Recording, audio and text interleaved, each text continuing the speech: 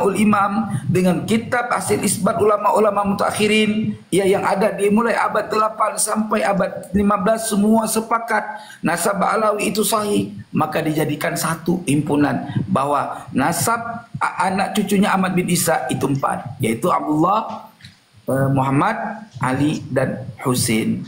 Walaupun ya Husain itu tidak ditemukan datanya, tetapi yang jelas ketika terjadi informasi dari ulama-ulama ahli nasabah ya yang berbeda-beda, maka oleh ulama ahli nasab itu menghimpun kedua naskah itu. Sebagaimana dalam hadis, ketika ada riwayat matan berbeda dengan matan yang lain, oleh ulama ahli hadis menghimpunkan satu matan menjadi, dari dua matan menghimpunkan menjadi satu makna.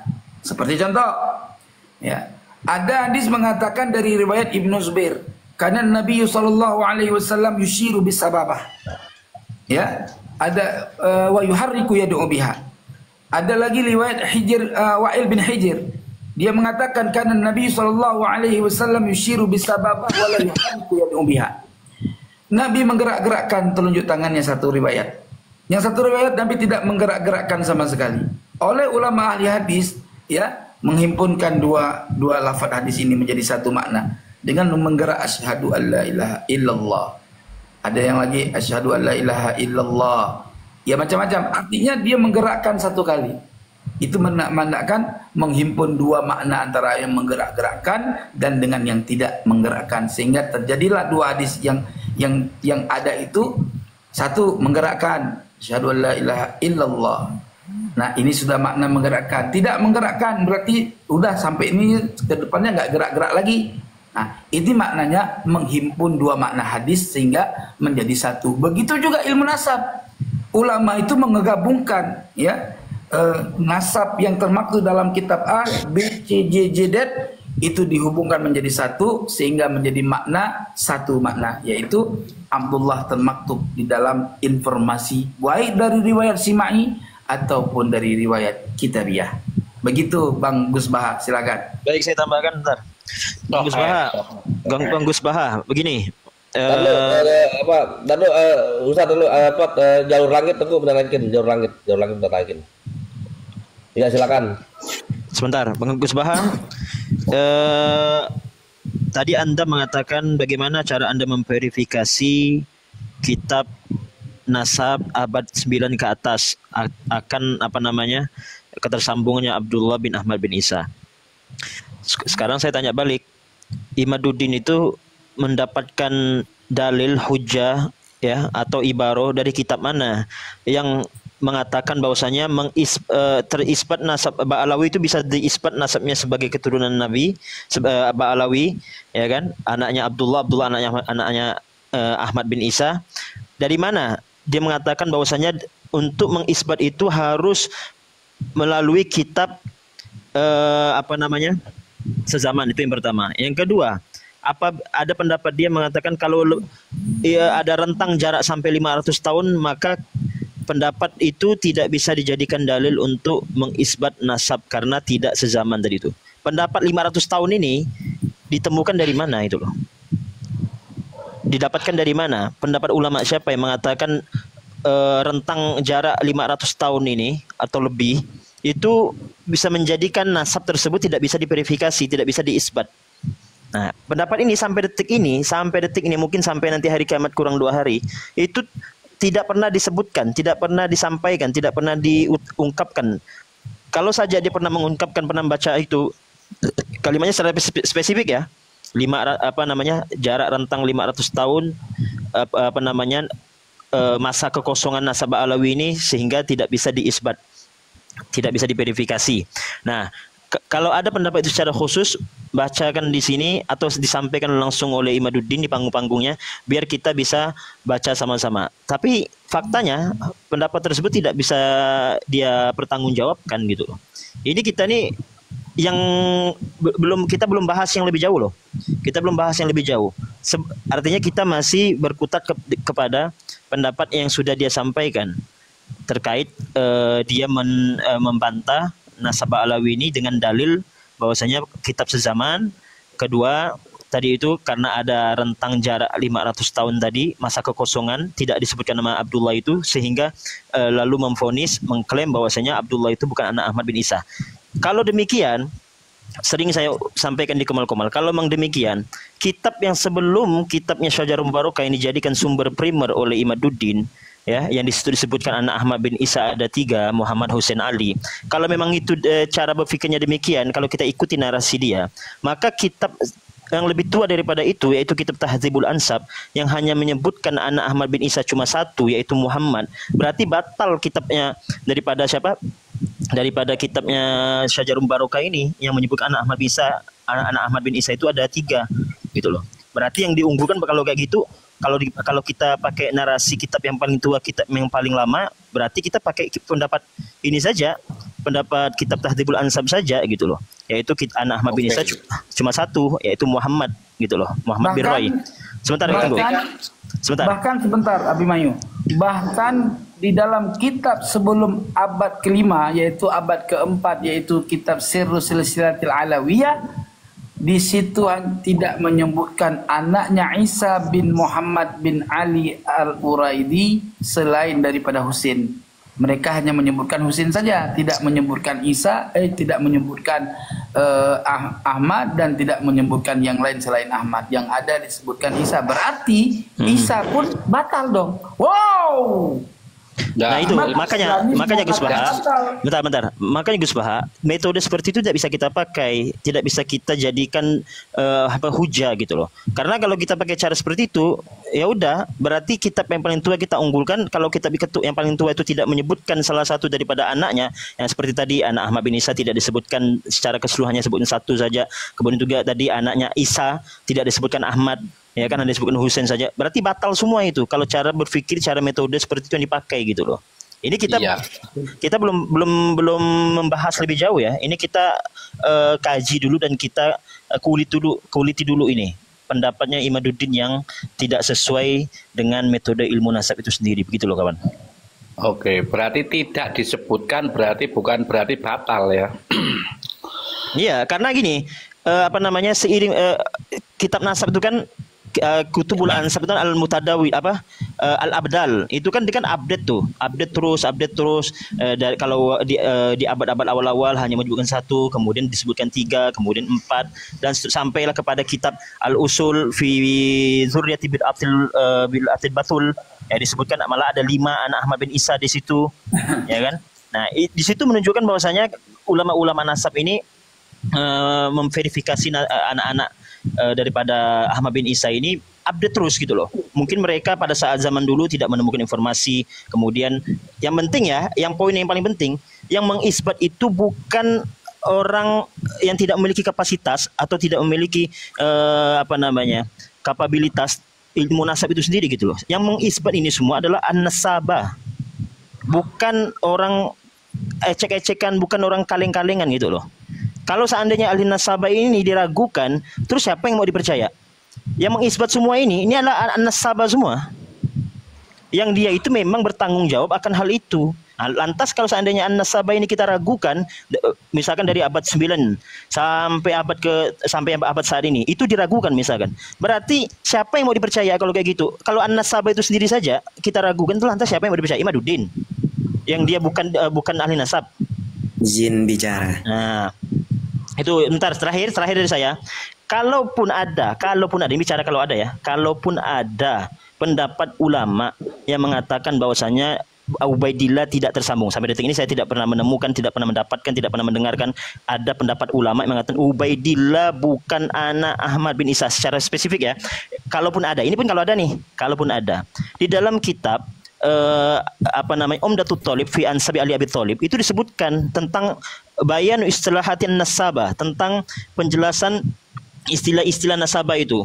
Nanti istilah-istilah nasab ada makbulun nasab, mardudun nasab, masyhurun nasab, dan seterusnya. Di situ ada kalimat makbulun nasab. Makbulun nasab itu apabila ada yang mengisbat nasab seseorang, kemudian di saat yang bersamaan ada yang menafikan nasab itu, maka fasoro makbulan, tetap nasab itu diterima. Ini kalau bicara misalkan ada yang menafikan nasab itu, ada yang menganggap nasab itu tidak tersambung atau mentoan nasab itu, misalkan ya, ini misalkan kalau ada. Nah, kalaupun ada tetap makbul nasab itu. Selama ada yang mengisbat dengan syarat bisyahadati syahidain bisyahadati syahidain adlain. Nah, dengan syarat dua saksi yang adil. Hina idzin di ketika saksi itu. yang adil itu adalah ahli nasab. Tentunya. Jadi ahli nasab itu jadi saksi yang adil. Betul, tabaan. Tentunya itu ahli nasab. Nah, maka saya bilang tadi, kalaupun ada, masalahnya sampai detik ini tidak ada gitu loh. Kalaupun ada malah tetap masih makbul nasab itu. Kalau ada ya. Tapi sampai detik ini kawan-kawan tidak ada satupun ulama, khususnya ulama Ahlus Sunnah wal Jamaah yang mengatakan nasab ketersambungan Ba'alawi itu adalah maktu atau munqati ya. Terputus atau mat'un gitu loh, ditoan. Terima kasih. Oke. Izin bicara. Oke. Ya, terima kasih khususnya kepada Tengku dan sahabat yang lain. Kami memang sepakat sih kalau dari apalagi hilafiyah dalam kitab itu pasti bukan hanya dalam sekedar nasab mungkin ya, mungkin dalam kajian semua fikih ataupun tasawuf ataupun tafsir hadis, hilaf itu pasti banyak dan semuanya gak ada konkret mau dikatakan sama seperti yang dikatakan Pak Imad itu nggak mungkin gitu. Ya, tapi mutlak katanya kalau bahasanya Bang Jalur, kalau bahasa mereka tuh kebenaran mutlak. Nah, kalau kebenaran mutlak itu wah nggak ada kok. Kita kan pakai dilalahnya zoniyah semua, nggak ada yang qot'iyah sama sekali. Ya, benar. Yang saya tanyakan itu mungkin yang belum saya bisa jawab sendiri itu kan juga banyak di kitab-kitab salaf itu di kitab. Termute bang. Suara antum mute.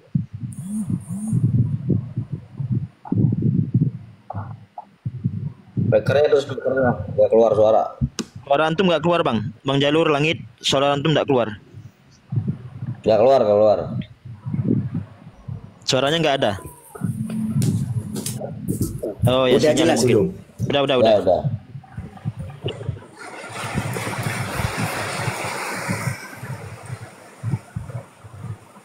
Yang saya masih belum bisa menjawab itu ketika ada satu dalil mungkin ya dari beberapa kitab.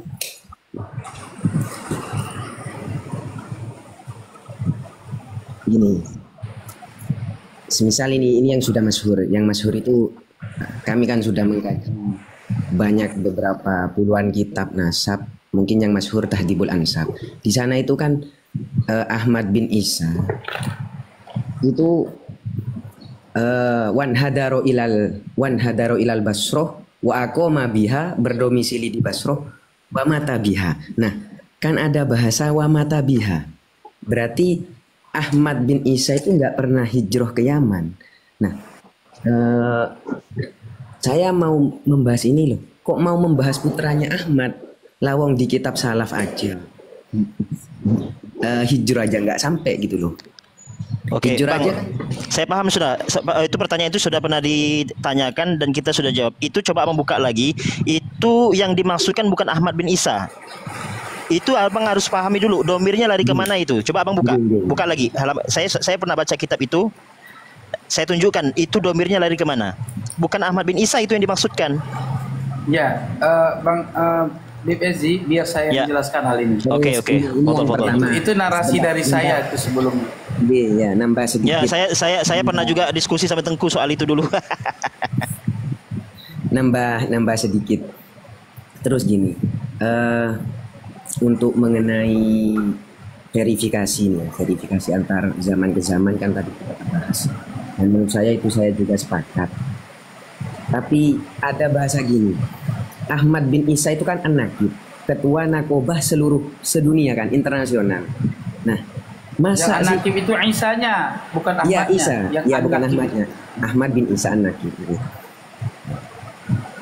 Yang masa sih cucunya itu nggak tercatat di zamannya sendiri gitu loh. Kok harus menunggu abad selain Abnaul Imam ya, selain Abnaul Imam. Tercatat kan di Abnaul Imam kan sudah cukup. Abnaul Imam kan dituliskan di Baghdad. Nggih. Selain itu kan masih ada yang katanya itu ternyata manuskrip aslinya cuma 20 lembar halaman dan itu ternyata abadnya ternyata Itu udah kita bahas sama Kiai Ghalib, itu dia tidak sanggup menunjukkan dalil bahwasanya manuskrip aslinya 25 halaman. Sampai detik ini tidak ada hujah yang bisa dia tunjukkan, yang bisa dia paparkan. Udah kita diskusikan sama Kiai Ghalib terkait manuskrip yang dia katakan hanya ya ada hasr di situ 25 lembar daripada Abnaul Imam itu sendiri, daripada Imam Ibn Tubatobah. Itu tidak bisa sampai detik ini dia tunjukkan. Itu yang pertama. Yang kedua, kalaupun ada, apakah yang 25 halaman itu tidak termasuk nama-nama anak-anak Ahmad bin Isa di situ? Dia juga tidak mampu. Bisa jadi kalaupun ada ya, misalkan ada 25 manuskrip itu. 25 halaman itu. Lalu dipaparkan, ternyata tidak ada nama anak Ahmad bin Isa itu Abdullah. Ya, maka itu kita benarkan. Syarat pertama aja dia tidak sanggup untuk lakukan. Pertanyaan pertamanya dia tidak sanggup untuk jawab gitu loh. Pertama dia tidak bisa menunjukkan 25 halaman itu. Yang kedua, apakah di 25 halaman itu tidak termasuk nama Abdullah? Kan begitu, dia tidak sanggup. Bib Ezi. Ya, sebentar. Fadol. Jawab yang pertama dulu Teguh. Masalah begini. Itu kamu jangan di-mute suaranya panjenengan jalur langit pusat. Kok bisa mati-mati suara dia nih? Suaranya hilang tuh, mungkin sinyal mungkin ya. Suara antum hilang Bang jalur langit. Udah jelas ya. Nah, oke. Nah, mantap. Oke, jadi begini saya mau saya jelaskan satu persatu ya. Dari pertama kitab Tahdzibul Ansab.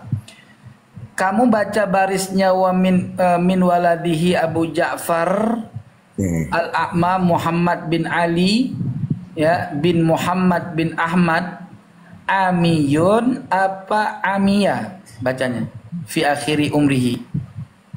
Nah, poinnya di situ, Amiyun atau Amiyah bacanya. Kalau majhul bagaimana? Umiyah. Terserah mau Umiyah kek mau Amiyah kek, yang penting itu kalimat fi'liyah apa jumlah ismiyah. Kalau yang saya pahami pertama itu fi'liyah. Fi'il. Oke, ya udah diam dulu Gus Haji. Fi'liyah berarti dibaca Amiyah atau Umiyah ya. Ya. Berarti maknanya dibutakan atau maknanya butalah dia ya. Tapi saya lebih condong bacanya Amiyah. Tapi nggak apa-apa ya. Nah, wan hadara itu wawnya huruf ataf bukan? Berarti Singa Betawi, diam dulu, mute. Di mutein aja, bisa kok. Nah. Oke, jadi wan hadara itu wawnya huruf ataf kan? Berarti kalau huruf ataf itu ma'tuf alihnya ke fi'il, karena lafaz atafnya fi'il, berarti ma'tuf alihnya ke fi'il bukan? Berarti fi'il yang terdekat daripada kalimat waw ataf itu kemana? Tapi dalam manuskrip yang lain dijawab dulu itu. Iya, ada kurungnya. Kayak ada dalam kurung, ada buka kurung, tutup kurung. Memang beda gitu kayaknya. Mana? Ada itu enggak? Ada manuskrip aslinya enggak? Boleh dibuka dulu. Lanjut pembahasan penjelasan tadi. Ya, jadi gini, mau ada tutup kurung kek, mau nggak ada tutup kurung sih itu lain lagi. Mungkin yang kamu bilang tutup kurung buka kurung itu di asulu beda. Itu beda. Mungkin kamu agak ke bawah arus lain. Jadi wan hadara itu, in hadara itu waw ataf, in hadara di ataf pada Amiyah kan, tentunya yang paling dekat. Ya. Berarti ketika di ataf pada Amiyah, marja' dhamir Amiyahnya kemana? Apakah ke Ahmad bin Isa? Nggih, paham. Apakah Ahmad bin Isa? Ke Abu Ja'far, ke Muhammad Abu Ja'far. Nah, berarti bukan Ahmad bin Isa kan? Nah, di situ lagi terus disebutkan walahu aulad. Yang banyak anaknya itu siapa? Ahmad bin Isa. Yang dibilang walahu aulad apa Abu Ja'far? Kalau melihat ibaratnya Lebih baik Bisa buka kitabnya. dikatakan Ahmad Tengku, bisa. kalau ada PDF yang Tengku bukain di situ Tengku. Ya, sebentar. Saya juga mau buka. Beliau punya. Kalau kita Coba, itu Bang. udah tamat riwayat. Iya, kita udah bahas lama itu. Memang awalnya saya berdebat sama Tengku Kalau terkait saya- itu. Langsung dijawab aja Tengku langsung. Iya, kalau saya selalu mendebat orang dengan memakai kitab itu, mengarahkan marja' dhamir ke mana-mana supaya orang itu bisa memikir bahwa kalimat itu tergantung. Gitu. Kalau orang bacanya jumlah ismiyah, maka marja' dhamirnya ke Ahmad bin Isa. Ya, gitu. Kalau yang dibacanya jumlah filiyah, berarti marja' dhamir ke Abu Ja'far Al-Ama. Nah, Ya. sekarang yang menentukan kalimat itu yang layak jumlah ismiyah sama jumlah filiyah siapa? Ya kan? Kita harus panggil musannifnya dulu kan? Ya kan? Kalau ilmu nahwu itu muhtamal kan? Kalau mau dibaca amiyun boleh dibaca. Cuman kalau dibaca amiyun, Umyun. iya, kalau dibaca amiyun berarti kita harus tinjau dulu mana lafaz yang muktamad dalam yang muktabar di dalam makna amiyun. Amiyun itu kan isim fa'il, ya kan? Nah, apakah orang Arab secara simai itu membaca amiyun itu a'ma apa amiyun dalam isim fa'il? Al-ama. Gitu. Dan Jadi kita al-ama itu Sepakat. Dan kita ya saya tanya Tengku juga kepada Jarul Langit juga. Kalau memang itu amyun, apakah amyun itu layak disandarkan kepada Ahmad bin Isa? Berarti Ahmad bin Isa ini kan kalau di amyun itu sebagai isim fa'il. Abu Ja'far. Enggak, kalau misalkan amyun itu, ini kalau misalkan ya, kalau misalkan amyun itu dibaca amyun itu dibaca amyun, ya kan? Amiyah tadi dibaca amyun. Berarti kan ini ingin dia arahkan domir ini marja'nya kepada Ahmad bin Isa, kan begitu? Ya kan? Kalau ini dia domirnya dilarikan ataupun diarahkan kepada Ahmad bin Isa. Pertanyaannya, apakah Ahmad bin Isa amyun? Kan begitu? Ya kan? Betul nggak Tengku? Ya. Nah, Bisa dipahami Oke. Jalur Langit. Jadi walahu aulad, dan baginya Abu Ja'far ya itu mempunyai beberapa orang anak. Jadi bukan kembali ke Ahmad bin Isa, yang disebut di Ahmad bin Isa itu adalah satu orang anak yang dari keturunan Muhammad Abu Ja'far bin Ali bin Muhammad bin apalagi bin Ali Al-Uraidi bin Ja'far Sadiq kan. Nah, apa ini kitab ya? ya ini tadi itu, Tengku. Oke. Oh, Nah, jadi Bang Suara Mana itu? Langit, mana Bang Suara Langit? Jarul Langit, Jarul Jarul Langit. Ya, Tengku.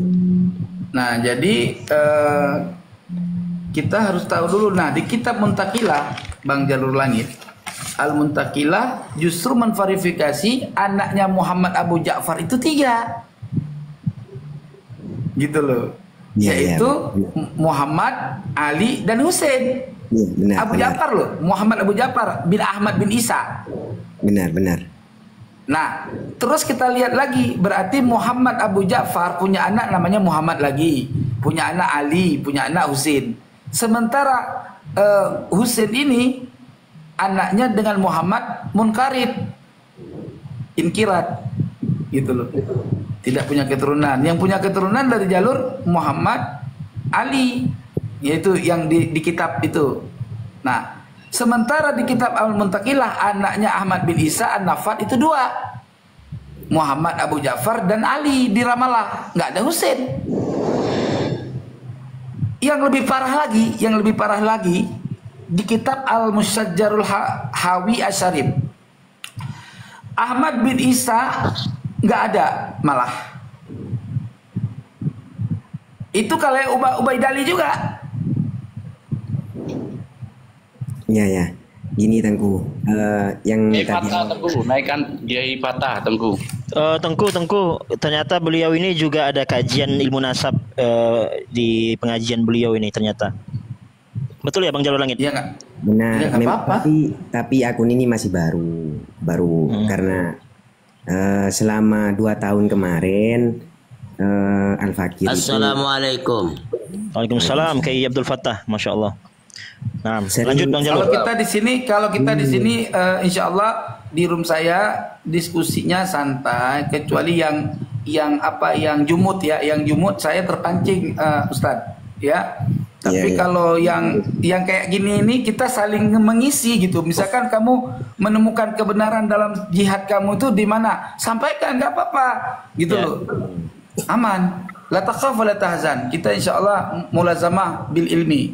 Ayo. Nah, ini kan memang tujuan kami itu pengen tahu yang sebenarnya gimana sih. Soalnya selama hampir 2 tahun itu ada keluarga Naat, kita sering ngumpul, kita ya ngobrol diskusi sampai puluhan kita ditampilkan gitu. Jadi sebenarnya kebenarannya di mana sih? Setelah saya cross check kembali ke kitab-kitabnya, ternyata memang banyak hilafiyah berbenturan gitu. Yang satu ingkirot, yang satu tidak punya anak, yang satu punya anak, jadi oh ya wajar lah, kitab aja banyak hilafnya gitu, bukan hanya soal Nah, nasab. jadi solusinya begini Bang Jalur Langit. Kan kita bukan mufti, betul tak? Betul. Yang mampu membedakan ikhtilaf itu siapa? Mufti kan? Betul nggak? Ya, Betul nggak? ya. Iya, kita kasih contoh lah. Maaf dulu kayak Abdul Fattah sabar ya. Dalam mazhab Syafi'i yang berderajat mujtahid fatwa kan Imam Nawawi sama Imam Ar-Rafi'i. Kemudian Imam mutakhirin lagi Ibnu Hajar dan Imam Ramli mentarjih apa-apa yang disebutkan di dalam fatwa Imam An-Nawawi dan Imam Ar-Rafi'i. Betul tak? Ya. Ya. Adakah ulama selain itu mampu mentarjih? Nggak mampu kan? Nah maka oleh sebab itu, kalau ketika terjadi masail khilafiyah yang kita tidak bisa mengidrak secara secara dilalah qat'iyah, dilalah zat, apa namanya ya, saya lupa istilahnya tuh, qat'iyud dilalah, secara qat'iyud dilalah kita tidak dapat membedakannya, maka isbat seorang ahli nasab, isbat ulama ahli nasabah itu sudah cukup menjadi kebenaran nasab seseorang, gitu loh. Nah, ulama ahli tahqiq, ahli nasab itu tidak satu pun membatalkan kitab nasab Ba'alawi, melainkan malah mereka mengisbat nasab Ba'alawi. Itu sudah cukup menjadi patokan kita, bukan malah mensyubhatkan informasi. Begitu, silakan. Bang Paham Jalur ya? Langit, saya tambahkan sedikit. Bang Jalur Langit, Iya ya. Jadi nah, gini.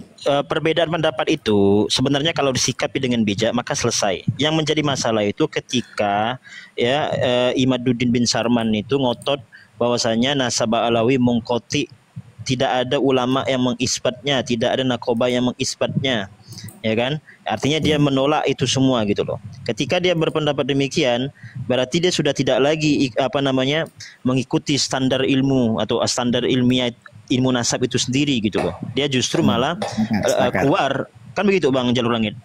Sepakat kalau Nah, itu. kalau selama dia masih saya tetap kepada pendapat ulama yang tidak menyebutkan nama Abdullah sebagai anak Muhammad Isa, berarti Abdullah ini masih diragukan sebagai anak Muhammad Isa. Tapi yang berpendapat demikian ya monggo gitu. Ya selesai. Sampai itu sudah selesai, Bang. Ya kan? Tinggal kita nanti masuk kepada forum diskusi ilmiah untuk kita diskusikan gitu loh, maksud saya. Tapi kalau sudah yang dinarasikan adalah tidak ada ulama, bahkan ya kitab terbaru Imaduddin itu kalau antum update ya informasi terbaru, kitab terbarunya apa? Ulama Nusantara menggugat nasab Ba'alawi. Sekarang saya tanya, siapa ulama Nusantaranya siapa? Ya gitu loh, Bang. beliau Iya. Tengku. Lanjut Tengku. Kiai Patah, lanjut Kiai Patah. Ya. Mau Gantian, kasih Kiai Patah. Ayo, Iya, iya. silakan Kiai Patah. Ya. Ini yang dibahas tadi ya.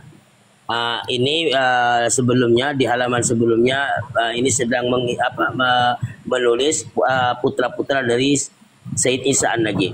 Nah, terus di sini disebutkan min waladi atau min wuldihi, di antara putra Imam Said Ahmad itu adalah Abu Ja'far. Keturunan, bukan putra sebenarnya, ini pasnya keturunan. Karena ini bukan putranya. Ini berjuluk Al-A'ma, yang buta. Siapa Abu Ja'far ini? Adalah Muhammad bin Ali bin Muhammad bin Ahmad bin Ahmad. Amiyah, siapa yang buta, tentu kembali ke Abu Ja'far atau Muhammad ini. Sebagaimana julukannya disifati di awal Al-A'ma, yang buta.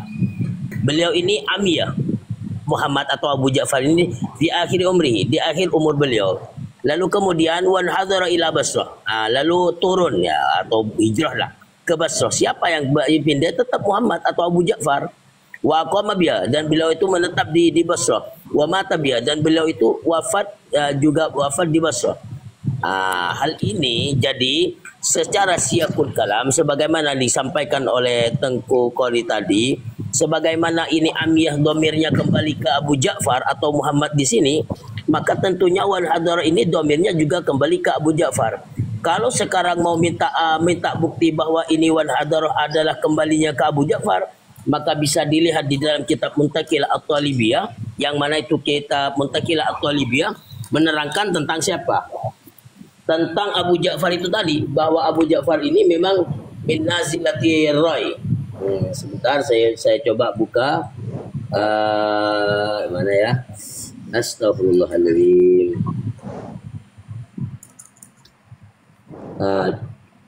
Dilanjut dulu ya. Dilanjut dulu sambil saya cari dulu.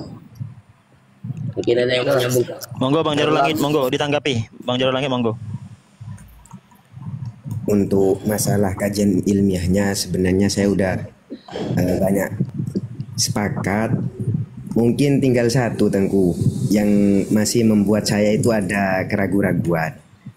Mungkin bukan dalam tubuturos lagi, tapi dalam tes DNA-nya mungkin. Oke, saya tunjukin dalilnya Bang. Bahwasanya tes DNA itu begini dan begitu ya. Saya tunjukin dalilnya. Nggih. Ya Bang.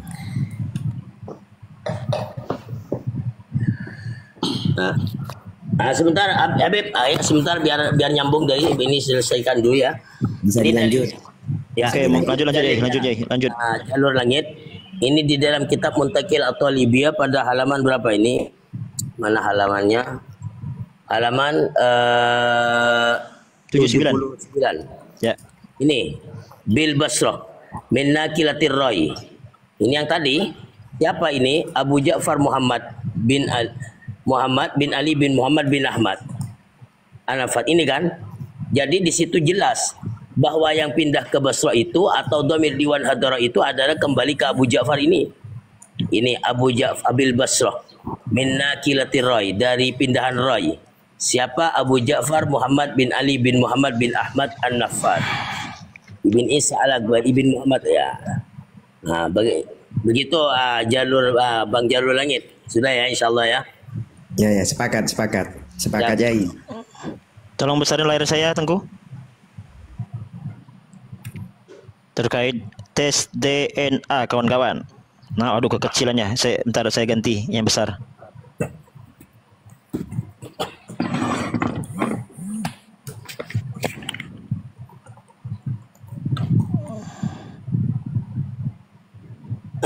Ini aja dah. Ini lebih besar. Nah, ini Bang Jalur Langit di dalam kitab Al-Ifadhah fi Adillati Subutin Nasab wa Nafyihi bisyuhra wal Istifadhah.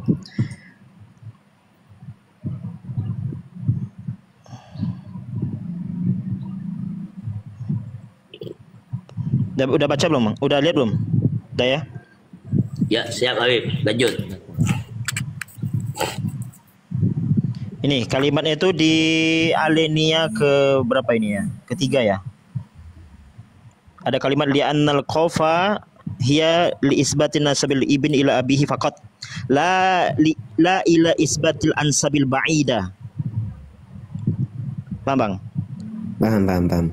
Ditegaskan lagi oleh Golal Imam Sahnun atau Sihnun ini Al-Maliki Sahnun.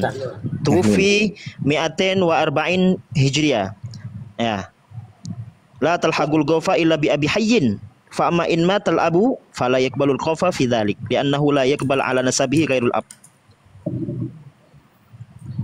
Wa qad fukida. Gimana Bang? Langsung Kalau saja. kalau dari ini saya juga pengen nambah-nambah ilmu kan gitu ya. Jadi apa yang disampaikan yang saya dapat dari keluarga Naat saya sampaikan juga di sini biar Monggo. kalau dari keluarga Naat itu bilang gini, memang bukan untuk mengisbat, tapi untuk menjadi pendukung sama seperti ini. Ya, bisa nggak ini? Kalau itu muafakat bang, kalau sebagai pelengkap muafakat kita juga. Misalkan. Tapi kan itu bukan satu-satunya kan? Maknanya begini, ya artinya gini, Bib Ezi, artinya begini yang dimaksud. Seandainya seseorang itu ya nasabnya sudah qat'iyud dilalah, sudah jelas, makanya isbat nasab DNA itu hanya memverifikasi keakuratan hingga naik derajat menjadi hakul yakin. Sementara nasab-nasab yang belum pernah syuhroh, artinya belum pernah diketahui dan belum pernah diisbat oleh ahli nasab, maka DNA itu menjadi patokan hakul yakin kalau dia tidak tersambung, gitu aja. Sementara nasab alawi ini kan secara isbatun nasab sudah musbit. Jadi DNA yang melenceng daripada unsur yang ada itu tidak dianggap ada, gitu aja. Justru yang bermasalah sekarang imat. Imat itu DNA-nya adalah DNA gen Yahudi, ya, Kaukasus. Sementara nasab dia tidak ada yang mengisbat dari semua ahli nasab dunia. Ayo, buktikan mana yang mengisbat Datuk Kafi itu sebagai sadah. Dan siapa yang mengisbat jalur dia ke Datuk Kafi sebagai keturunan Jailani? Mana bukti datanya? Nggak ada. Jadi DNA dia sudah mengindikasi kalau dia bukan sadah, malah Yahudi. Maksud nggak yang saya jelaskan? Masuk. Memang dari tim Naat sendiri kan juga tidak memverifikasi antara masalah perzaman dari step by step ke atasnya kan memang nggak diverifikasi sama sekali. Nah, Sampai ke Musa Al-Kadim juga nggak ada kan gitu. ya betul. Di sana baru ada. Nah, Bang Jalur Langit, kalau tadi DNA tidak bisa mengisbat nasab, ya kan? Tidak bisa mengisbat nasab. Lantas bagaimana kita bisa mengisbat nasab orang ini tersambung kepada Rasulullah? Oh, Rasulullah itu atau Bani Hashim itu haplogrupnya J1. Siapa yang bisa memastikan ya bahwasanya haplogrup Rasulullah itu adalah J1? Sedangkan Manahem Ali sendiri pun tadi gimana Tengku? Pendapat Manahem Ali dan terkait haplo Rasulullah tadi gimana? Bukan Manahem Ali, Sugeng ya? Ya, Sugeng si peternak makan ternak ikan nila. Gimana? Jadi Sugeng mengatakan DNA yang ketemu Nabi ini cuma satu, J1. Dan itu nggak ada datanya. Ditolak mentah oleh ulama ahli genetika internasional. Kalau menetapkan DNA J1 hanya untuk keturunan Hashimi, itu ditolak seluruh ulama ahli DNA internasional. Hanya saja ulama ahli DNA internasional memverifikasi J1 adalah jalur Arabik. Nah, Irak itu nggak masuk Arabik, maka DNA mereka L. Jadi DNA Arab itu J. Berarti ketika ada DNA L itu menandakan dia bukan orang Arab. Paham? Paham. Gitu loh. Nah, berarti DNA L menunjukkan makna bisa saja dia keturunan Arab, tapi mutasi migrasinya dia sudah nggak lagi berhaplu Arab, dia sudah berhaplu Irak. Gitu loh maksudnya. Jadi ketika dikonfirmasi ternyata sumber DNA itu G juga. DNA I berasal dari G, DNA H berasal dari G, DNA J berasal dari G, DNA M berasal dari G, DNA L berasal dari G. Seluruh DNA yang setelah G itu sumbernya semua G sampai O. Maksud nggak? Iya, paham. Tapi ini yang mau saya tanyakan juga biar saya semakin yakin gitu, bisa menimbang manalah gitu ya. Gini Tengku, kenapa ketika hasil tes DNA dari antara habaib dengan para kiai kok beda hasilnya? Ada itu ya dari jadi antara pendiri pesantren dari semua yang memang antara semua duriahnya Wali Songo itu ketika tes DNA baik yang dari ujung ke ujung Sumeneb sampai ke Banten atau ke Banyuwangi sampai ke ujung itu yang keturunannya Sunan Giri ya sama, memang sama walaupun tempatnya jauh. Terus yang Sunan Gunung Jati ya sama. Nah, kenapa ketika salah satu contoh dari tes DNA-nya Habib ini memang jauh sekali gitu. Padahal kalau kita lihat kan ke atasnya sama-sama Ubaidillah. Jadi misalnya saya jawab. Ini udah paham saya, udah paham. Ya. Gimana Tengku? Pengen tahu. Siapa yang menentukan DNA Gunung Jati itu O? Yang menemukan DNA Gunung Jati itu O. DNA Jumadil Kubra O, DNA Sunan Ampel O, DNA Sunan Malik Ibrahim O, DNA Sunan Rajat O. Siapa yang memverifikasi DNA mereka itu O? Ya ketika kan diurus ke tempatnya, semisal ya ke Asia Tenggara dulu, terus ke Maroko, terus pindah. Ya berarti dari sana. Apa enggak gitu? Enggak, pertanyaan enggak begitu. Enggak, sekarang kita mau memverifikasi dulu DNA Gunung Jati, DNA Syarif Hidayatullah, DNA Sunan Ampel. Mereka dikategorikan apa? Boleh jadi kiai-kiai ini bukan keturunan Gunung Jati. Tapi mereka keturunan Asia yang datang ke Indonesia, bukan keturunan Gunung Jati, bukan keturunan Ampel.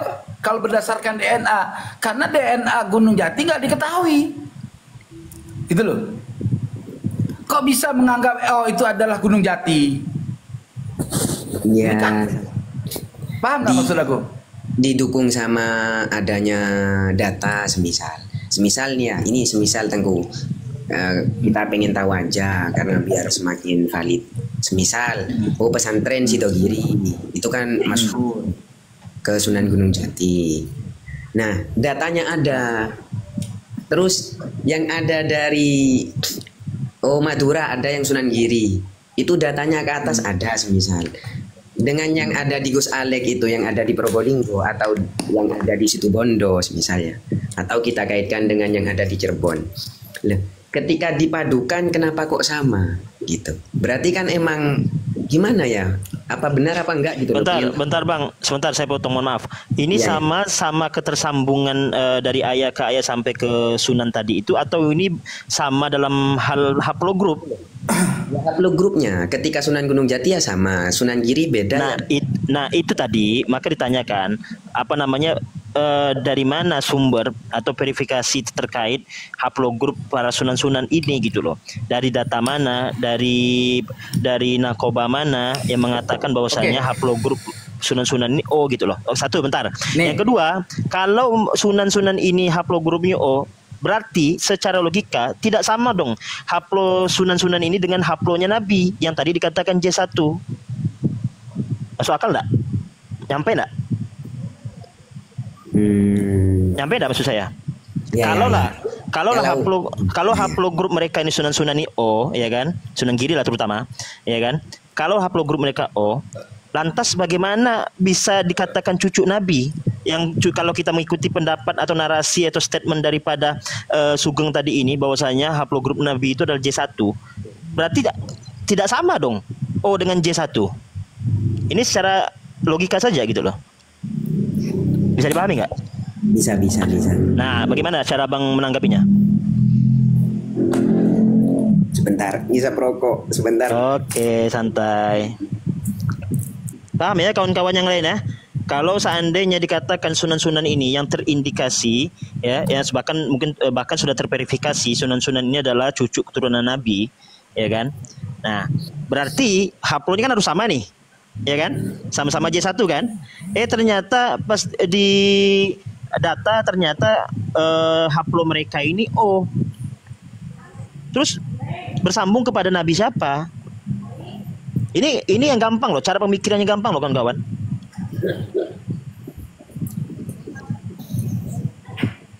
Paham ya?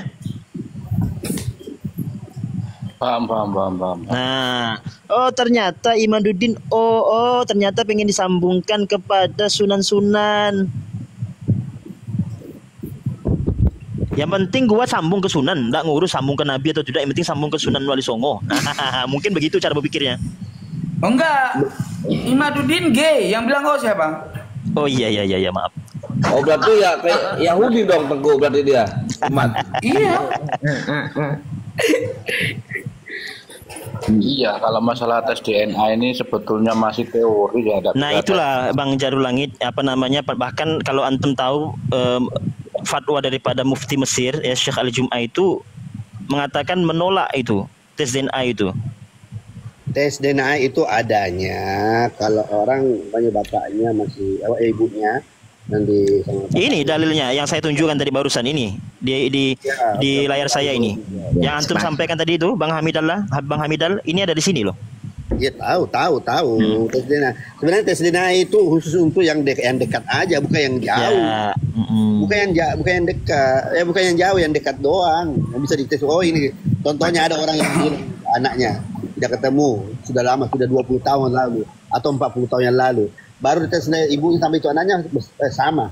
Nah, itu baru bisa. Tapi kalau sudah berabad-abad bagaimana caranya boleh tes DNA begitu? Nggak bisa lah. Sepakat. Oke Bang. Nah jadi begini Bang Anu. Nggak masuk di akal. Betul. Hanya Sejumlah itu menolak. Sejumlah itu menolak. Nggak ada seperti itu. Bang Jalur Langit sebentar. Bang Hamid ya. Jadi begini, ketika ada manuskrip yang menyatakan keturunan kiai-kiai yang tadi udah tes DNA itu dalam metodologi ilmu nasab, kita juga mengetahui bahwa keberadaan catatan manuskrip yang berbeda-beda jalurnya itu juga tidak bisa dianggap keberadaannya itu benar. Artinya boleh jadi ini bisa, saya nggak mencurigakan, boleh jadi dulu itu ada buku tentang nasab Wali Songo yang dipegang oleh kiai dalam suatu kitab yang kemudian oleh anak cucunya dianggap itu milik keluarganya, kan bisa saja kan? Bisa, sangat bisa jadi seperti itu. Bukan milik asli kan? Sepakat. Catatan yang dipakai, misalnya kayak saya sekarang, saya punya kitab ini nih. Nah, kitab ini misalkan. Nah, kemudian hari sampulnya hilang, penulisnya hilang, segala macam hilang, terus di situ ada nama kakek saya misalkan. Terus dianggapnya anak cucu saya itu, wah ini kitab parangan kakek saya, kan gitu kan? Bisa aja nggak? Bisa, sangat bisa. Nah, oke, oleh sebab itu kita harus memverifikasi sebetulnya DNA Wali Songo itu apa. Jadi kalau DNA Wali Songo itu memang terverifikasi, siapa yang menjadi lah, kita nggak usah bicara bongkar makam. Siapa yang paling dijamin dari keluarga Wali Songo yang mutlak anak cucunya Wali Songo? Mutlak, yang ijma'an, mutlak secara penelitian dan lain sebagainya. Nggak ada kan? Nggak ada, sepakat. Ya terus bagaimana menentukan itu adalah Wali Songo? Ya. Jadi sangat rumit memverifikasi DNA untuk mengisbat nasab bagi saya. Ya. DNA daripada itu bisa saja itu Wali Songo. Tetapi ya mutasinya itu, migrasinya itu udah jauh banget Bang ke O itu. Yang kalau misalkan L itu masih dekat tuh, J, K, L 2 itu masih deket banget. Lah kalau J, K, L, M, N, O jauh banget gitu loh. Jadi saya berpikir bahwa DNA itu tidak memverifikasi isbat nasab Pak. Jadi hanya memverifikasi asal muasal nenek moyang kita dari beberapa migrasinya gitu aja. Migrasinya Asia Tenggara gitu loh. Bukan jalur keturunan sada. Sebagaimana menetapkan J1 harus jalur sada itu, termasuk Kiai Ilzam juga nggak mengakui itu. Ketua Naat. Ya kan? Mengakui apa Tengku? Yang tidak diakui itu apa? DNA untuk menetapkan suatu nasab nggak diakui. Cuma Apalagi sebagai pendukung aja Oh kan. iya iya. Ya, apalagi Tengku, motong-motong. Ya. Sebentar saya mau turun ini ada sebentar Tengku. Ya, terima kasih semuanya Habib. Ya, assalamualaikum. Waalaikumsalam. Wa syukran kaifatah. Itu ya sih, lah turun sih. Ya apalagi yang mau disampaikan?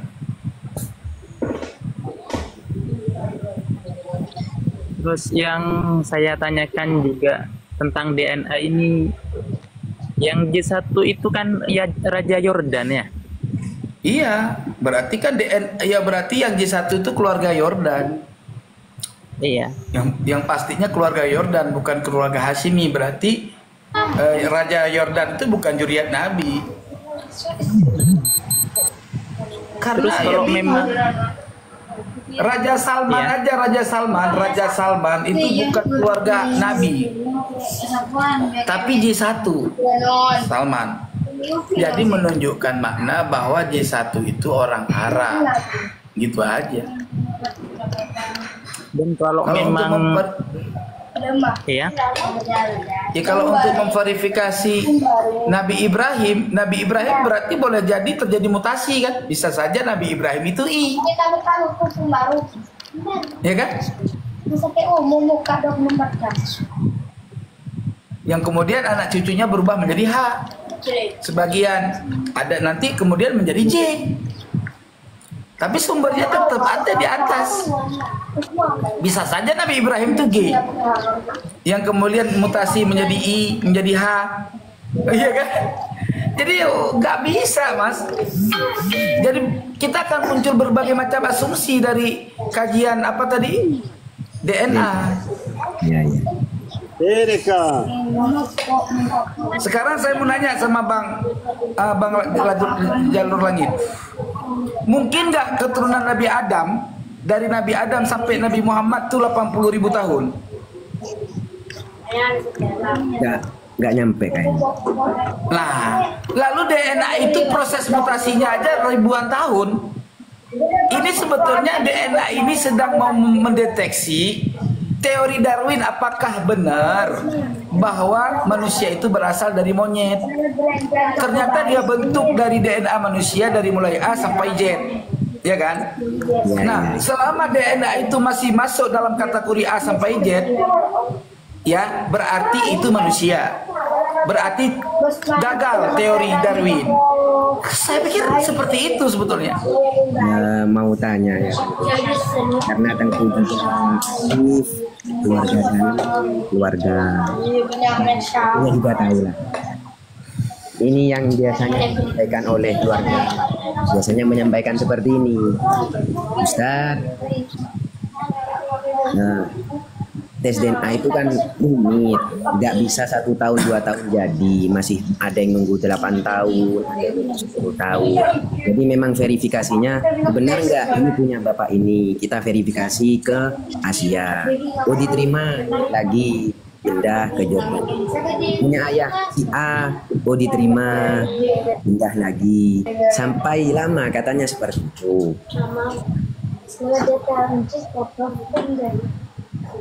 Ya intinya saya masih menganalisa bahwa DNA itu tidak bisa akurat. Itu aja. Saya berkiblat kepada data kitab, data nasab, isbat ahli nasabah. Terus kata keluarga, saya cuma mendengarkan saja dan menyampaikan. Benar apa enggak? Tes DNA ini kan diambil dari yang ada di Turki Usmani, peninggalannya Kanjeng Nabi yang ada di sana. Nah, kalau memang ini kata mereka, beliau seperti itu. Kalau memang tidak mau menerima tes DNA, nggak apa-apa, tapi tampilkan ada nggak yang bisa lebih dipercaya dari Turki Usmani, karena kerajaan Turki Usmani itu kerajaan terlahir dari ya Mehmet Al-Fatih, yang dari awal pendirinya itu Utsman, bin Ertugrul itu bisa nggak yang tidak memvalidkan tes DNA itu mendatangkan yang lebih dari itu, karena itu memang sudah kerajaan terakhir. Halo, assalamualaikum. Saya ngomong sebentar ya. Saya mau belanja ini. Sebentar aja. Ini saya jelasin. Saya keturunan Toraja dan saya punya buyut Mumi. Ya kan? Ada salah satu tes DNA mau disambung ke buyutmu, tapi DNA-nya beda gitu loh. Terima kasih, tolong dijelaskan. Saya mau belanja dulu ya. Nanti saya sambung lagi.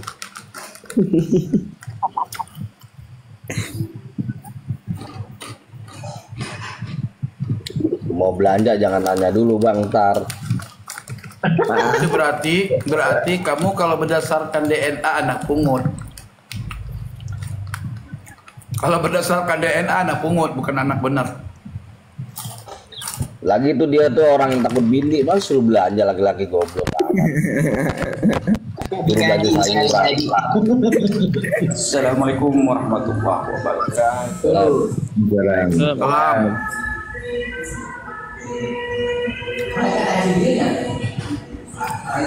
Tolong yang berisik di ruangan berisik dimatiin dong, di-mute sendirilah.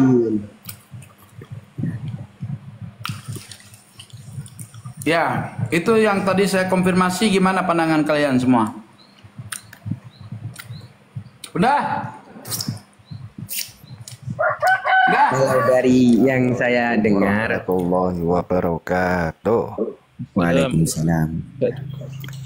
Ya Bang Tengku Kori, abangku tercinta, aku mau bertanya, adakah seseorang di Indonesia ini yang mempunyai tes DNA Kanjeng Nabi Muhammad Sallallahu Alaihi Wasallam?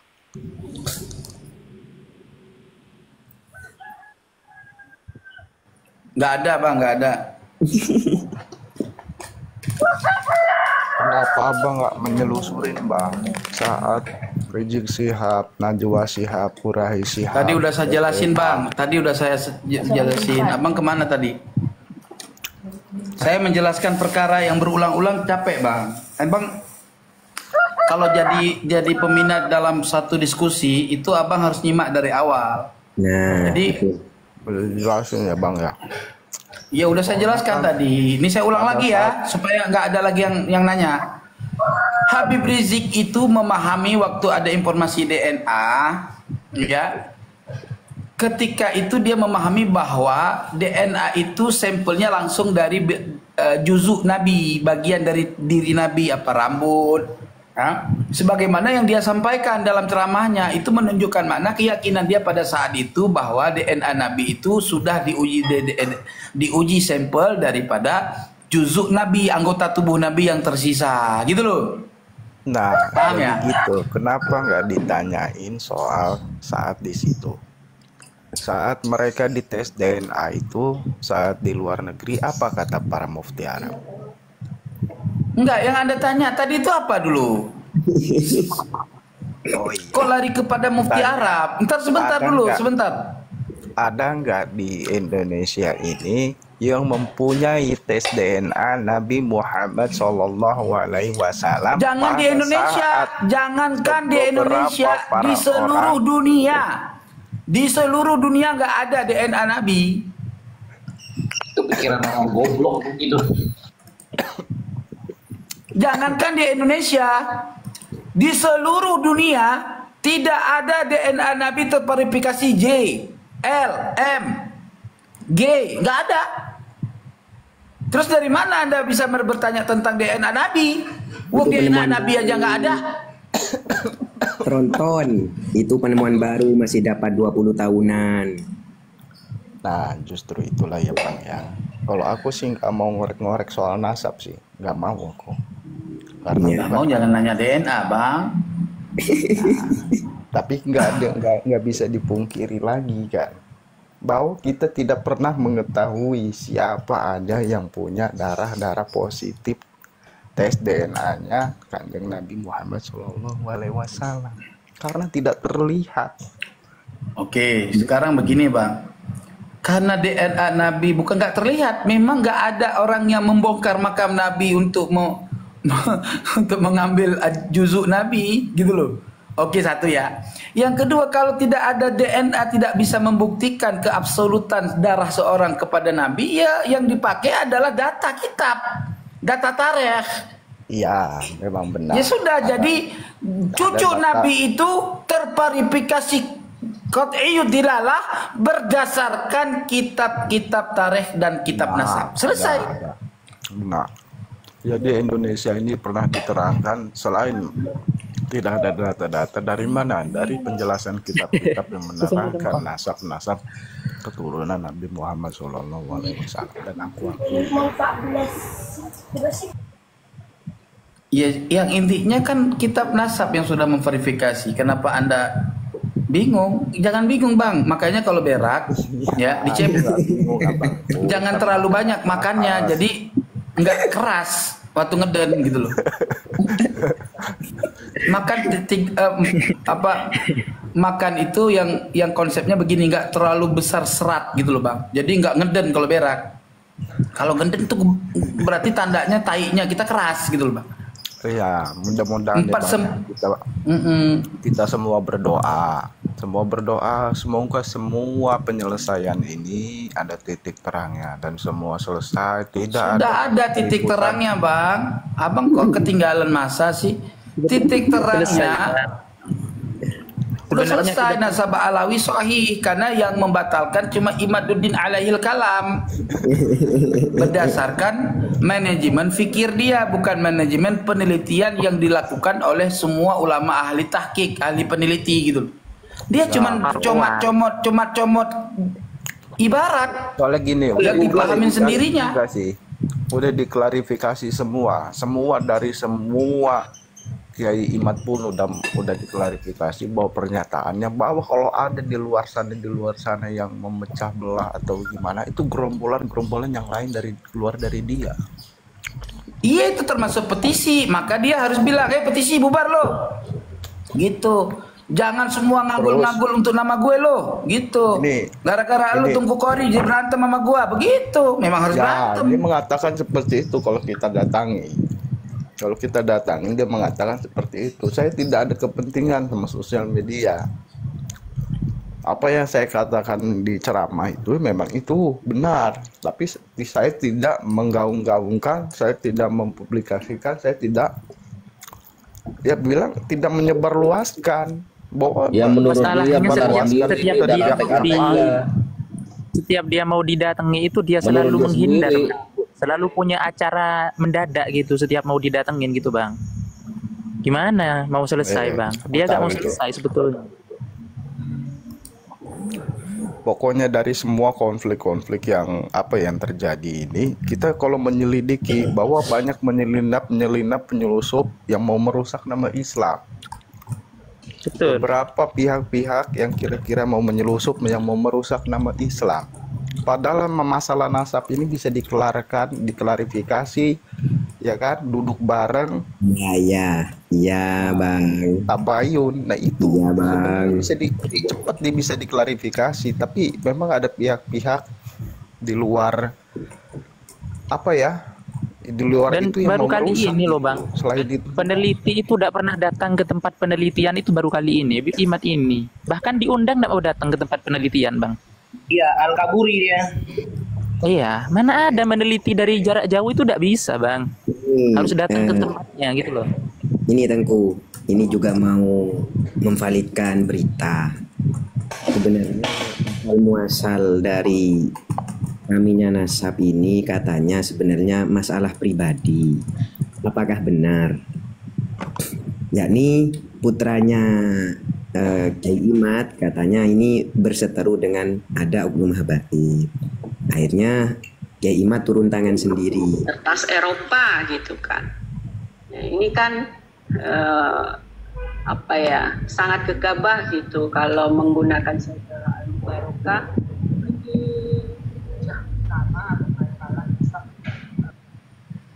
Apakah benar demikian? Ya itu nggak paham saya, Bang. Kalau itu kan nggak masuk dalam wilayah penelitian, Bang. Artinya gini, ya kalau cuman Assalamualaikum Bang Gori. Waalaikumsalam. Saya sudah datang Bang Gori. Poligami gimana? Ya, lagi turun aja lu ah, turun. Enggak, ini serius saya, serius. Gini, sebenarnya kalau menurut saya ya, nasab Bahlawi itu sudah fix sah secara keabsahan, secara nasab sah dia dengan klaimnya sebagai dzurriyyah. Hakikatnya kita tidak ada yang tahu, begitu aja. Intinya kita husnudon aja dengan ulama-ulama kita, sudah. Betul. Karena nasab kita sendiri gak ada yang tahu ke atasnya semuanya. Nah itu, jadi begini, masalah nasab itu udah dijelaskan bahwa bisa diklarifikasi. Yang pertama dengan menggunakan kitab, yang kedua mungkin terakhir itu tes DNA. Nah tapi di Indonesia ini belum ada atau tidak ada seseorang yang tes DNA. Jadi diklarifikasi melalui kitab. Kitab udah menjelaskan begini keturunan. Nah, jika ada di luar sana yang mengaku-ngaku atau berpolitik atau bermain menggunakan nama besar Nabi Muhammad SAW, kita kan tidak tahu.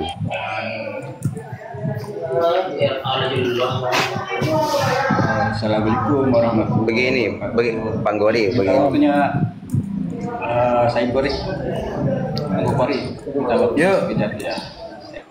Ya. Suaranya agak diinin bagus. Jadi begini. Mantul ya. Jadi saya ada membaca sedikit ya tentang masalah nasab ataupun tes DNA. Tes DNA itu hanya berfungsi untuk 3 generasi aja. Itu pun para ulama bermusyawarah, ada yang pro, ada yang kontra gitu kan. Yang pro ini begini, itu pun untuk menentukan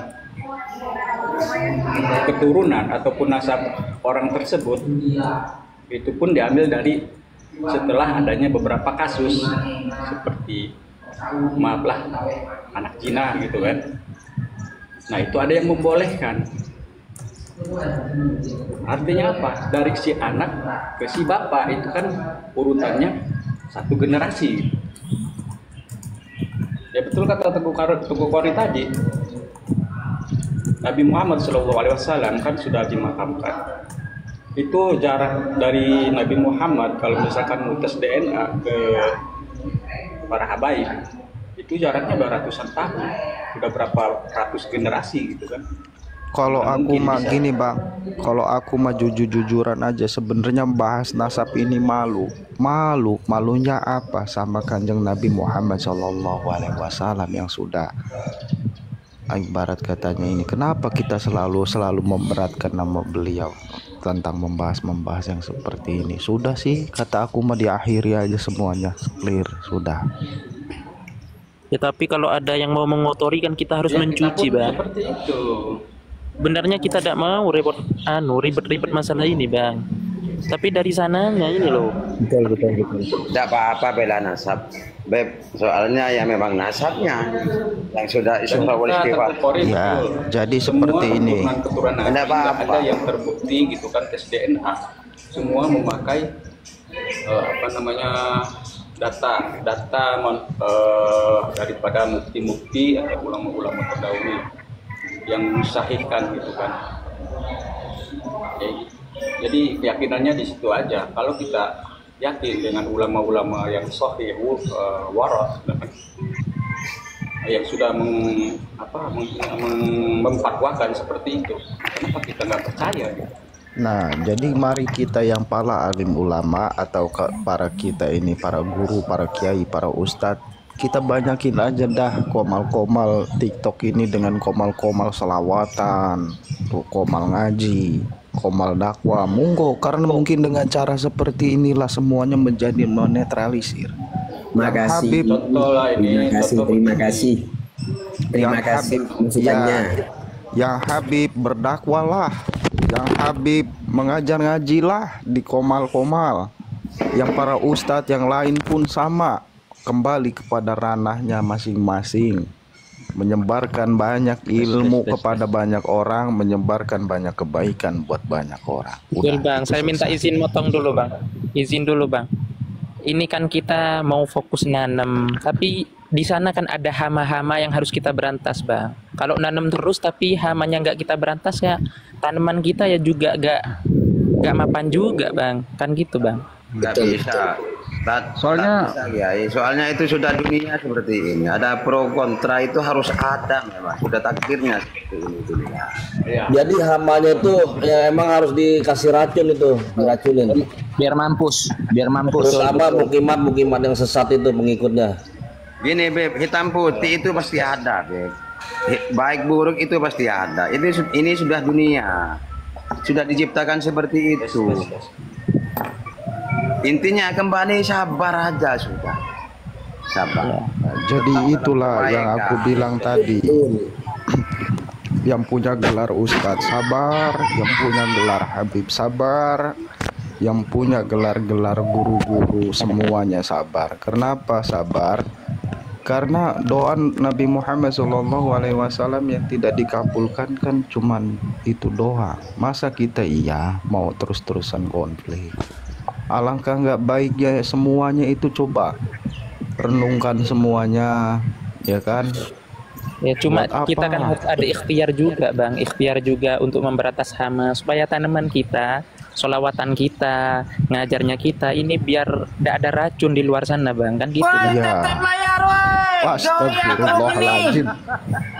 Bener-bener deh. Iya lu Kori. Bener-bener orang lagi serius. Gori lagi soalan. Dia mah terus pengen dibahas. Gori ini. Bener-bener ya. Tetap layar woi. Begini bang. Bagi-bagi dong giftnya biar biar ini biar kuat rumah ya. Siap Tengku, siap. Bang Ron, Gua juga kalau nggak ada yang pakai bahas pulsa buat nasab, bikin sepi. buat bahas apapun di ini kan Sepi, pakai paket Tengku, juga kalau ya nggak ada yang bahas bagi-bagi nasab. lah jangan dikit-dikit orang dituduh dawir lah segala macam bagi-bagi lah woi Siap, lanjut Bukunya Ini nggak Bang laku, Ron, awas.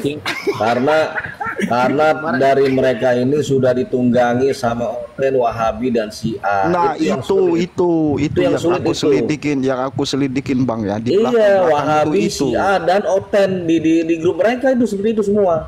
Nah Pemahaman itu mereka. Kita Sekarang tengok Wahaboy juga lagi berkembang Wahaboy untuk menjatuhkan itu. Iya. bukan Jadi kok. ini bergabung di atas nama NKRI.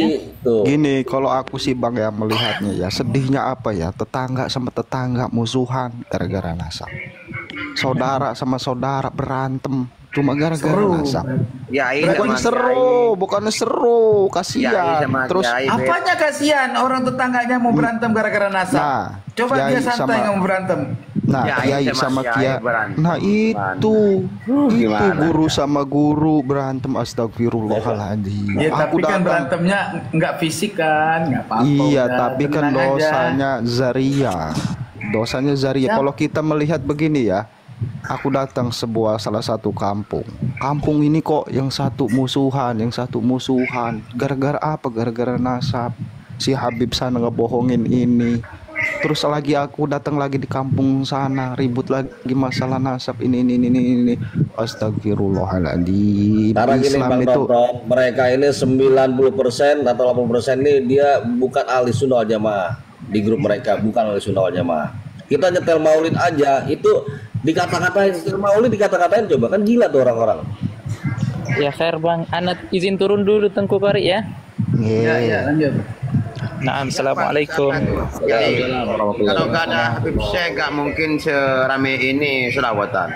Gini, jadi kalau orang yang tidak berilmu terus membahas nasab ini, mereka yang tidak tahu apa-apa kan bingung juga, ya kan? Makanya mari kita yang ada di komal-komal ini mengedukasi bahwa nasab itu begini. Kita mengedukasi bahwa tersambungnya para habaib itu tersambung dari para kitabnya yang menjelaskan gitu. Kita mengedukasi, jangan kita balaslah dengan kebencian lagi, tidak akan kelar-kelar.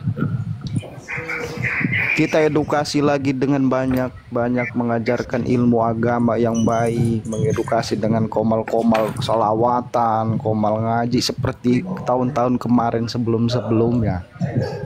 Tahun-tahun ini tuh udah banyak komal-komal di Bigo, di TikTok, di Lemo, di Hago. Itu yang denger orang-orang komal-komal selawatan itu udah jarang. Aku lihat lagi komal-komal orang-orang ngajar ngaji, apa komal-komal dakwah itu makin lama makin menyusut. Kemana hilangnya semua para pendakwah, para pengajar? Sekarang udah pada hilangnya, pada jadi mukimat Bang Tronton, udah pada jadi mukimat semua. Iya, jadi sibuk ya, menyibukkan diri hanya untuk jadi itu doang. Mukimat itu ciri khasnya bodoh dan goblok. Tolol lagi. Ciri khas dia tuh. Udah tahu junjungannya G Yahudi. Sibuk. Betulnya begini ya Bang, siapa tuh Bang Tronton ya. Kita berpatokan begini aja, arojulu munasibu. Kalau kata orang barat, right man in the right place. Jadi jangan berbicara masalah nasab misalnya kalau bukan ahlinya, begitu. Itu yang aku omongin dan bicarakan itu. Sedangkan tadi, begini, kadang-kadang bakul tempe, bakul somai kok berbicara masalah nasab, kan bukan makomnya. Itu yang kadang-kadang buat gaduh. Ya, itu yang aku omongin kan. Bahkan yang tadinya nggak paham. Saya sendiri pun awam, fakir dalam masalah ini, cuma patokannya ke situ aja. Kita sama-sama. Nah, ya itu adanya di grup mukimat. Coba tukang pacul bahas nasab kan nggak nyambung. Tukang pacul bahas nasab. Pokoknya di grup mukimat yang pro imat jadi kiai mendadak, jadi ahli nasab mendadak, jadi sayyid mendadak. Mute dulu Bang Muhammad mute dulu. Apa Tengku Kori gimana? Pokoknya kalau kita lihat fakta dan kenyataannya di dalam grup imat ya, yang mendukung imat langsung jadi kiai mendadak, langsung jadi peneliti, langsung jadi sayyid, langsung jadi ahlun nasabah. Gitu. Ketika Bang Kori kan cair. Betul. Pun ada. Ketika sudah keluar dari jalur imat, langsung batal ke ahli nasabnya, batal ahli penelitiannya, batal sebagai sayyidnya, bahkan dituduh menjadi antek Belanda.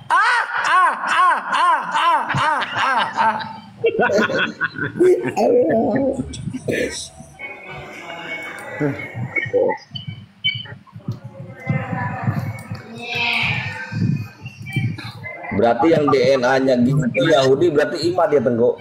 Oh iya. Nah berarti itu Tengku, kalau dia tuh G Yahudi berarti pendukungnya ini antek-antek itu berarti Yahudi semua dong. Iya. Kan sudah saya bilang, anak si pemukimat ini kan hasil budak seks Belanda Jepang, makanya mukanya nggak ada yang jelas. Mukanya jelek-jelek ya, Tengku ya? Kita nggak bilang jelek gitu loh. Cuman kan kalau jelek cakep kan relatif ya. Tetapi rata-rata mukanya nggak membawa citra baik bangsa Indonesia. Ya kan? Kalau kita nggak membawa citra baik bangsa Indonesia. Kalau dilihat bangsa Indonesia kok orang pribumi kayak gitu ya wajahnya gitu loh. Nggak ada keren-keren banget gitu. Kan malu Indonesia yang begitu kaya raya kan, dari Sabang sampai Merauke kan. Iya nggak? Orang lagi pembagian muka, dia lagi ngantri. Saya orang pribumi itu Bang Kori.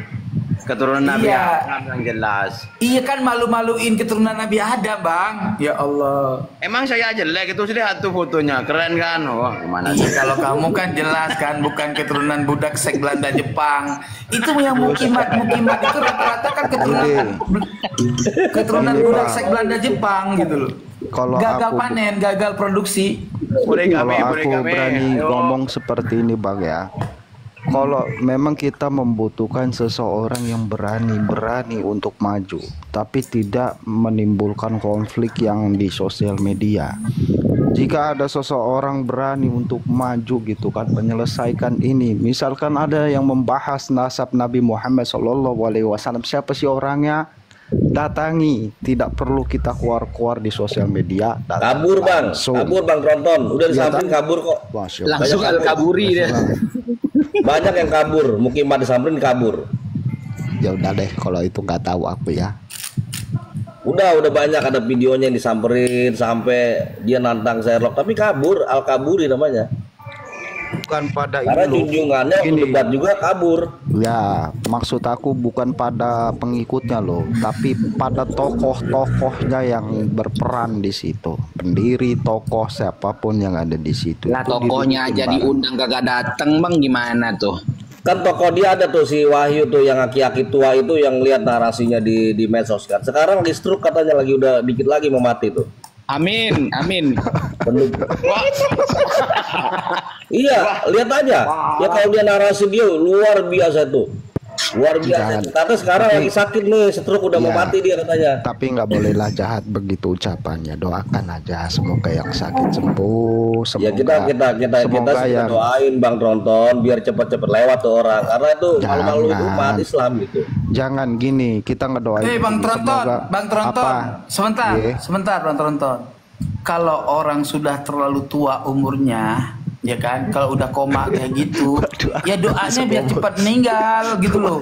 Biar nggak sakit gitu. Biar nggak, ya Allah, ya biar nggak terlalu beban ngerasain sakit gitu loh. Sakitnya betul itu kasihan. Iya kasihan kalau masih muda. Maaf ya. Berdoa ya. Misalkan maaf, Bang Tronton jangan dipotong dulu.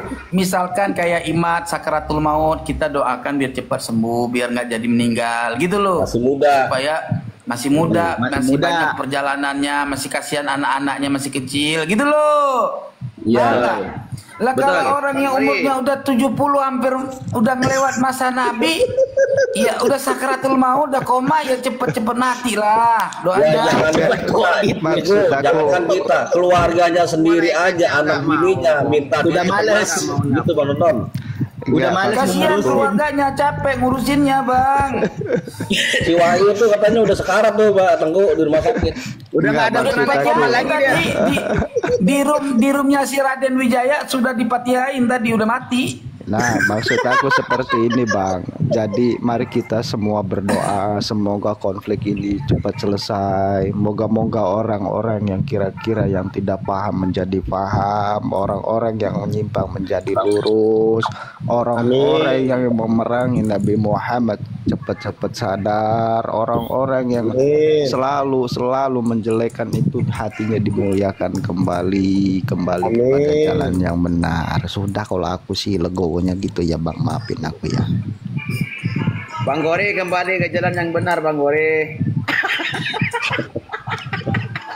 Lo jangan macam-macam lo, gua gambarin nih.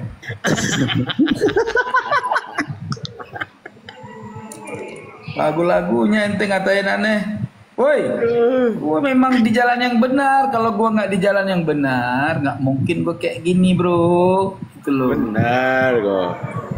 Poligaminya maksudnya. Kurang ajar. Lu asal naik ke sini bahasnya poligami mulu. Nambah dia. Waduh, gua turunin juga nambah. Poligaminya nggak bener ini. Aduh lah. Nggak jelas ini. Mukimat udah sepi tuh di bawah tuh. Dia udah bingung dah tuh mikirinnya dah. Mau kemana dia nih? Sudah biarin. Wong gimana ya? Inilah dunia gitu, Beb.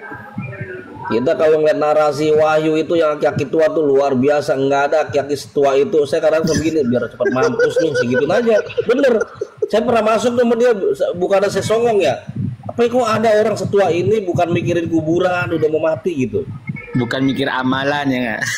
Iya gitu. Tuh orang tua begitu ada kayak gitu. Saya baru lihat gitu. Di medsos lagi dilihat semua orang. Aduh. Digamparin kasihan. Macam-macam memang pendukungnya Imat itu macam-macam, banyak jenis-jenisnya dan mukanya emang pada separuh semua ya Tenggu. Iya nggak jelas, syubhat nasab.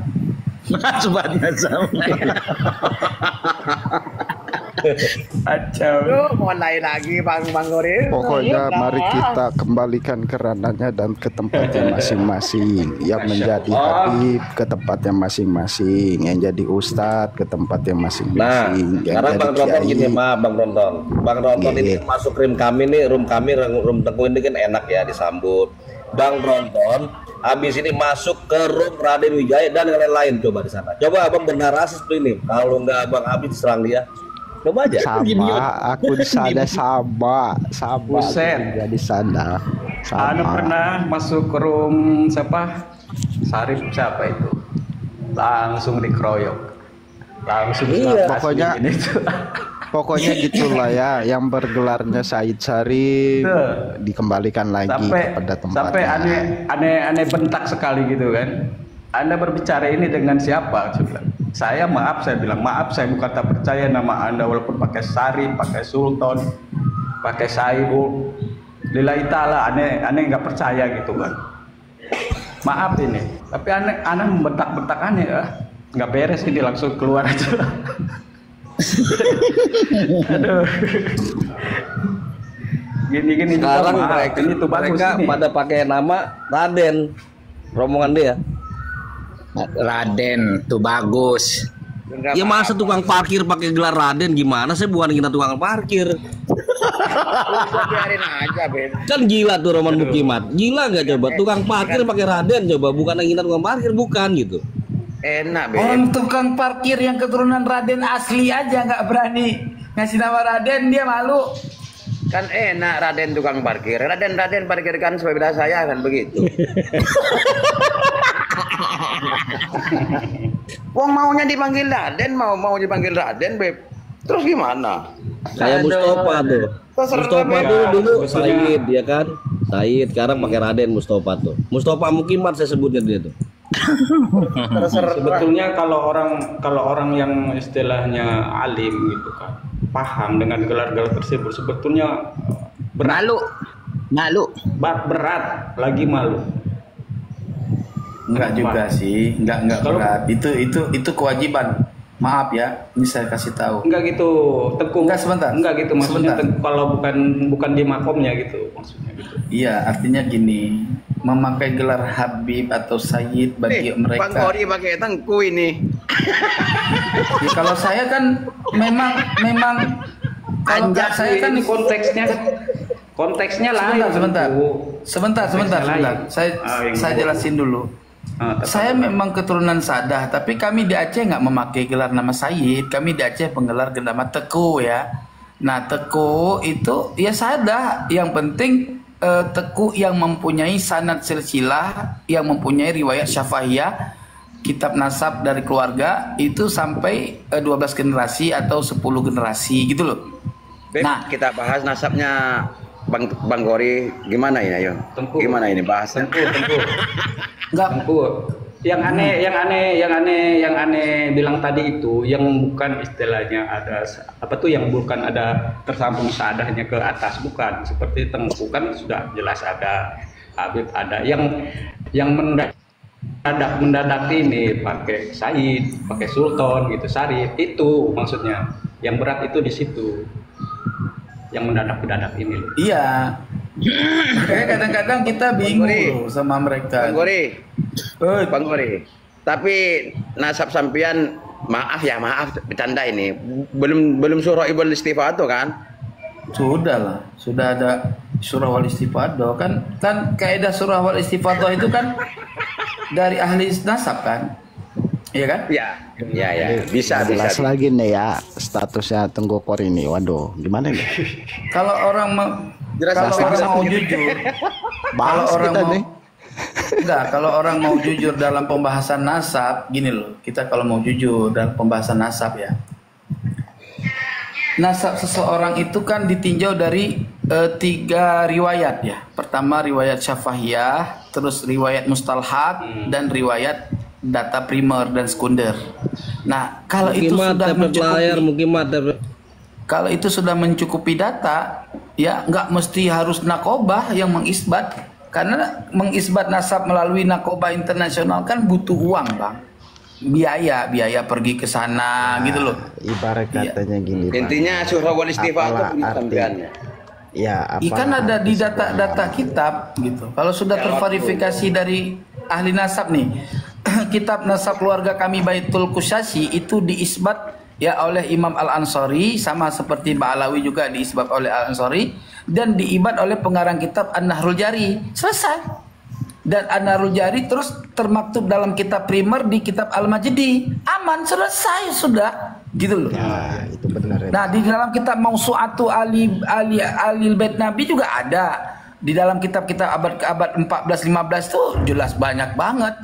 Ada lagi kitab tahu itu, Bang. Ya. Jadi maaf ya, jadi bukan nanti ujung-ujungnya gua terus terang